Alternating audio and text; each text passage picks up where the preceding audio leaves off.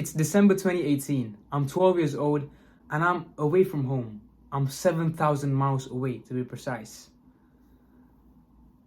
I moved to the UK from India just a couple of months ago before this moment. In October 2018, I moved from India to the UK and now I'm in school. On that exact day, I was in school. I don't remember the exact dates, right? So I'm just telling you, December 2018. That was the time that I was in school. It was during Christmas time, nearly approaching Christmas break. And I was in music class, sitting right at the back. Far right at the back. And surrounding me were people that I had no clue about. Like, I didn't know these people. I never met them in my life. And it was like, bro, I'd never seen you, ever. Right? And so the class teacher had given us this assignment of working on a musical piece. So basically he was at the front of the class. He was teaching us on like an organ. He was like teaching us how to play like a musical piece, like a note or something. And he was playing it. And then I was not even focusing, to be honest. I was looking outside the window. I'm like, bro, when can I get home? Because I'm starving right now. Because I didn't like the food in the canteen, but that's another story. I was starving and I couldn't focus on what the teacher was saying because, bro, it was kind of boring. Like, I had no interest in how music works. I like listening to music, but when it came to, oh, you need to listen to music and learn about music, I didn't give a shit, you know what I'm saying? So I'm sat there mindless. The teacher then suddenly just says, okay, guys, now you're going to get into pairs. I'm like, well, pairs? I don't even have friends. How am I going to get into like a pair of people? This was my worst nightmare. I thought to myself, oh man, I don't really want to get in pairs because it's going to be uncomfortable. I'm going to be matched with a person that I probably don't know of. But then something worse happens than my actual nightmare of being matched with a person I don't know. I don't get matched with anyone at all.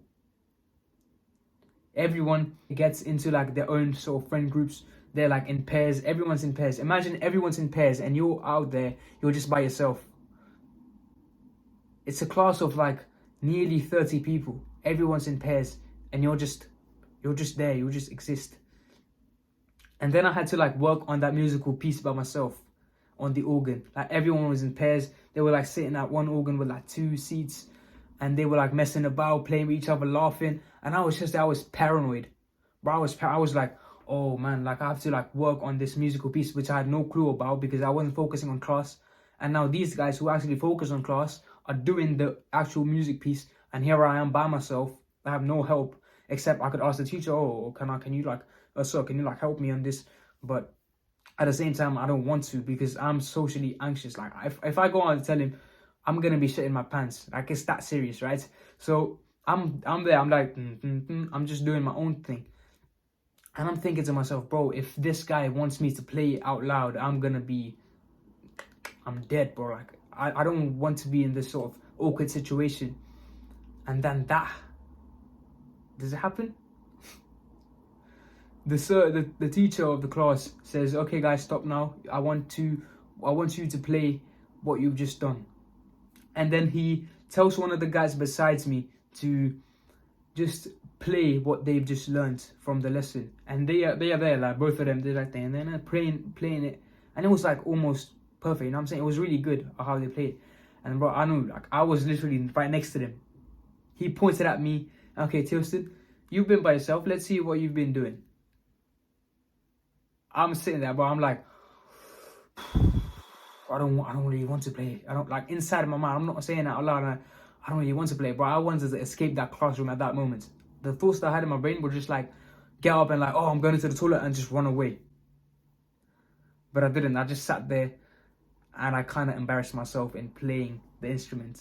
It wasn't even playing. I was just hitting random keys and it was just making this weird noise. Nothing good was happening. I was playing it and my heart was literally pounding.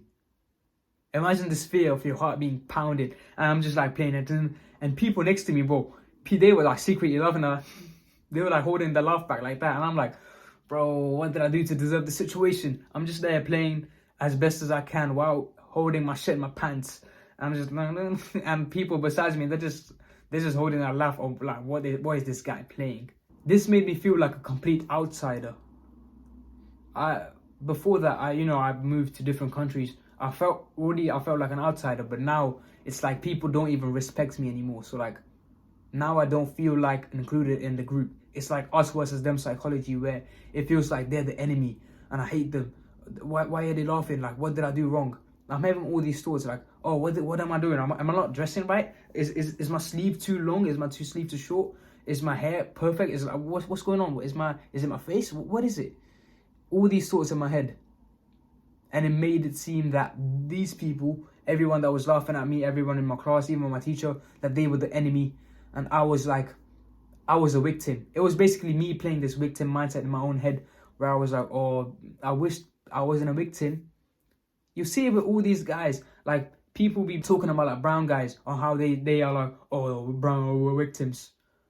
It's all in your head, bro. Like, it's the victim mindset. It doesn't matter. I'm brown right now. I'm speaking on camera. It doesn't matter, does it? People need to like not use their skin color as an excuse to do great things, because all you're doing right now is sitting down and thinking, oh, I can't do this because I'm brown. Like, you may not say it out loud, but bro, you think it. You're like, oh, I'm brown, I can't do this. I'm black, I can't do this. I'm Asian, I can't do it. I'm white, I can't do it. Like, it doesn't matter. You're a person, you're a human being. At the end of the day, you have fingers that work. If you have feet that work, you can do anything you want. No one's stopping you from achieving it.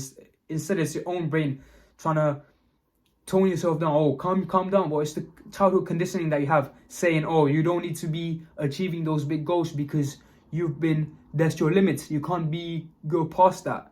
But actually, you need to like slap yourself sometimes and say, bro, why? Why is it because I'm brown that I can't be successful? Why is it that I'm brown that I can't get goals? This was a belief that I had in my head sometimes. Like, just because I was brown and I would look at white girls around me, I would like, oh no, they're probably like white guys too. I'm brown, so they won't like me. Imagine that mindset in your head, and you genuinely believe that to be true. And you're just like, yeah, oh yeah, white girls don't like me. I'm just speaking about white girls because that's what like I was looking into when I was younger. I'm saying, but yeah, I was like, oh, white girls don't like me because they have white guys. But I know it's weird as hell. It's weird as hell to be saying this out loud. But at the same time, bro, I need to spit some truth out from my from my mind when I was younger. But if you change that belief and think, bro, actually, it doesn't matter what color I am. If I'm good enough, if I improve myself to my maximum capacity, of course I can be whatever I want. You need to have that sort of mindset ingrained in your brain right now. Sorry about that quick rant, man, but I just had this other limiting belief that held me back as well, which was, why would someone else be my friend when they have friends themselves? This was a limiting belief that I had when I was in secondary school, when I was like 12 years old, 13 years old, 14 years old. I had no friends, right? I used to be a loner in school. So I used to hang out in school. I used to go to the computer room. I used to play video games. I used to be a loner. So I'm thinking, why would people want to be friends with me when they already got friends? When they already got other friends? Why would he be with me when he's got a best friend? So what could I offer to him? And that was exactly the mindset that I had after this, which was, bro, friendship or any relationship is basically a value exchange. You exchange something and you get something from them. It's like a trade where two people, if you hop on like a video, a video call where you talk to your friend, or even if you hop on like a video game, which I wouldn't recommend, but if you like play with him, FIFA or something, you're sitting down there, you're giving each other quality time. I wouldn't say video games as a quality time, but just say you're playing with him online. It's like you are both occupying each other's time in each other's companies and talking about stuff that you are both interested in, and that's the value that you both give to each other, right? But I didn't think that. I thought friendship was like people will eventually stab you in the back. Now this can go deep as hell. Like I just said, people can stab you in the back. Now it can open like a whole different topic.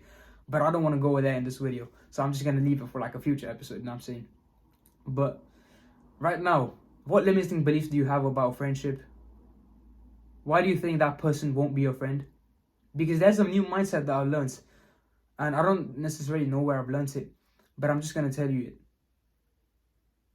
When you see people outside, let's say you go outside for a walk, you go outside to the gym, you go to the park.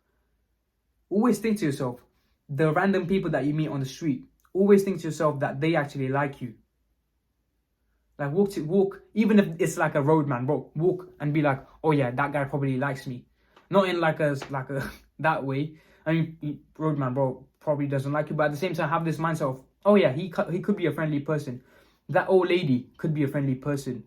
That man who's walking his dog, he could be a friendly person. Just have that mindset of thinking, these could genuinely be some friendly people. But if I view them in a negative way because of the bullshit that I've fed my mind, I could view them as bad people. But at the same time, bro, if you think other people are positive, you're going to treat them positively and they're going to treat you positively. So it's a win-win situation either way. So what does it matter? So that's a new mindset that I've liked to adopt. And after adopting these sort of mindsets, what I've realized is I've got like a new power, a new social power where I can just make friends quite easily. But it depends on like who I want to spend time with, because you are the average of 5 people you spend time with. So make sure you choose them properly. And I'm just gonna put like a picture of my friends that I took pictures with. Makes me sort of reliable when talking about like friendship and stuff like that. And so yeah, thank you for watching this video. I'll see you in the next one, man.